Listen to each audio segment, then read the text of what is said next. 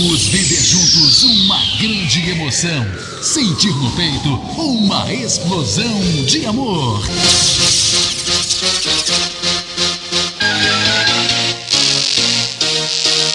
Está entrando no ar, na Catedral FM. Deus é 10. Com o Padre Jojão.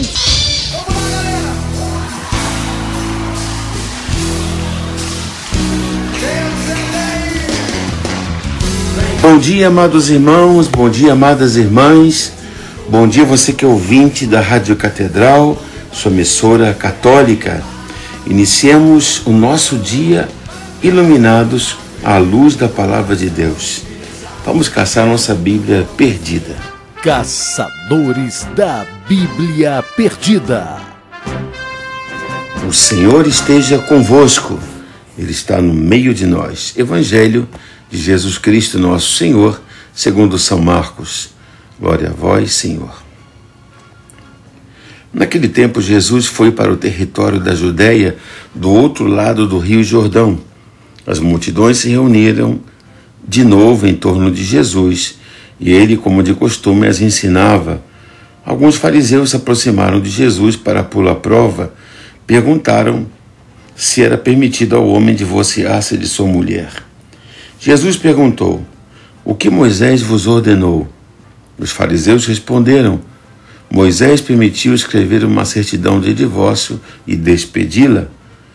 Jesus então disse: foi por causa da dureza do vosso coração que Moisés vos escreveu este mandamento. No entanto, desde o começo da criação, Deus os fez homem e mulher. Por isso o homem deixará seu pai e sua mãe, e os dois serão uma só carne. Assim, já não são dois, mas uma só carne. Portanto, o que Deus uniu, o homem não separe.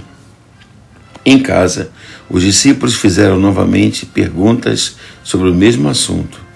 E Jesus respondeu: quem se divorciar de sua mulher e casar com outra, cometerá adultério contra a primeira. E se a mulher se divorciar de seu marido e casar com outro, cometerá adultério. Palavra da salvação. Glória a vós, Senhor.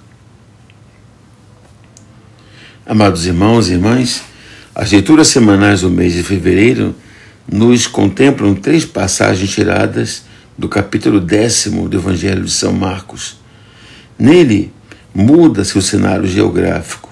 Até então estávamos na Samaria e na Galileia, agora vamos para a região da Judéia.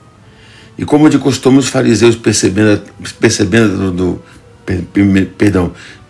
a atenção que a multidão reservava ao Nazareno, ouvindo atentamente seus ensinamentos, aproveitam mais uma vez a oportunidade para tentar reduzir publicamente sua autoridade. Como especialistas da palavra, os fariseus colocam Jesus diante de uma questão. Certamente não é a primeira vez, nem será a última. Seu desejo é mostrar que aquele rabino da Galileia, tão aclamado em toda parte, não conhece ou não respeita os ensinamentos presentes na palavra, ou seja, nos livros do Antigo Testamento. Coloca então uma realidade difundida na sociedade religiosa da época e, portanto, bem conhecida e praticada. Uma lei que se baseia no ensinamento que remonta à figura central de Moisés, personagem este que, recordemos, esteve presente na cena da transfiguração de Jesus juntamente com Elias. Esta passagem contribui certamente com outras para mostrar claramente a relação de continuidade da mensagem do Emanuel com a lei mosaica. Recordemos que Jesus foi exatamente um típico judeu. Ele foi circuncidado, frequentava a sinagoga, conhecia, lia e interpretava a palavra, ia ao templo de Jerusalém para a festa da Páscoa dos hebreus, sem esconder uma visão de vida e pregando o anúncio que se apresentava como novidade.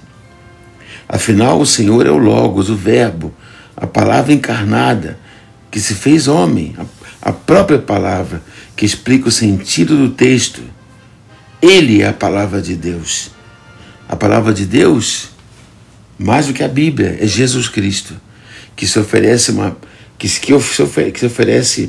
uma prática a ser seguida, deve ser contextualizada e lida à luz da mesma palavra que forneceu uma indicação mais precisa. Os fariseus certamente não apreciam essa leitura. Conhecedores e estudiosos dos textos bem compreenderam que o Senhor se coloca diante deles e se apresenta às multidões como a palavra viva de Deus. Mas e a nós? O que a palavra nos diz a nós em nosso tempo? Vejam, certa feita houve uma discussão muito grande com o pastor e o Dom Henrique, quando o Henrique diz que maior que a Bíblia é a igreja. Lembram disso? Por quê? Porque a Bíblia nasceu da igreja. Porque a palavra de Deus é Jesus Cristo. Ele é o Verbo eterno. Ele é a palavra de Deus. A Bíblia foi escrita e reconhecida pela igreja. O primeiro livro do Novo Testamento, por exemplo, é a carta de São Paulo aos Tessalonicenses. São Paulo escreve pelo ano 57. Mas quando São Paulo cai do cavalo, a igreja já existia. Ele perseguia a igreja, que eram os cristãos. E a Bíblia, como tal, ela foi reconhecida, ela foi aprovada, os livros foram todos catalogados, canonizados num catálogo pela igreja. Quem é a palavra de Deus? É Jesus Cristo.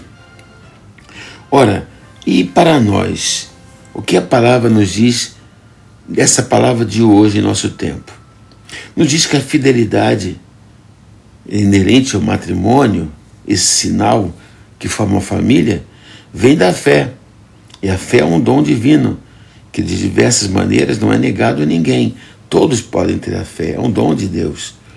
A fidelidade conjugal nasce, então, da concepção que todos têm do amor, que, por sua natureza, deve ser unitivo, exclusivo, perene e indissolúvel. Somente por causa da fragilidade humana e dureza de coração, esses valores são muitas vezes questionados e não colocados em prática. Sendo o matrimônio um desígnio divino para suas criaturas, porque a família nasce do coração de Deus, dele brota outra verdade. Não pode ser vivido apenas com a força e as virtudes humanas. E é por isso que Cristo corroborou com a graça que deriva de um sacramento. Cristo elevou a união natural do homem e da mulher ao grau de um sacramento. No entanto, para ser celebrado como Deus ordena, a fé e a fidelidade contínua nos valores cristãos ainda são necessárias. Há que ter fé e fidelidade, e parece que justamente neste campo existem as maiores deficiências.